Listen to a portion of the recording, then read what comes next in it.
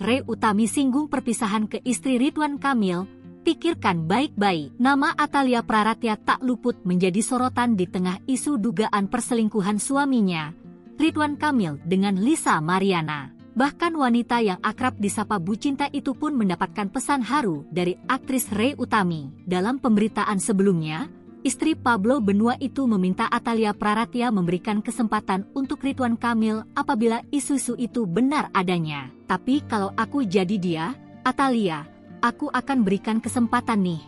Karena kalau memang ini baru kejadian sekali kita kasih kesempatan, kecuali udah berkali-kali baru, kata Ray Utami. Ia meminta hal demikian sebab Ray paham, keputusan untuk berpisah bukan keputusan yang mudah. Hati manusia itu nggak bisa dipukul rata, ada yang kuat demi anak, ada yang bodoh amat pengin happy, membahagiakan diri dengan jalannya, ucapnya. Pesan bijak pun diberikan Ray Utami untuk Atalia yang kini menghadapi badai ujian rumah tangga dengan Ridwan Kamil.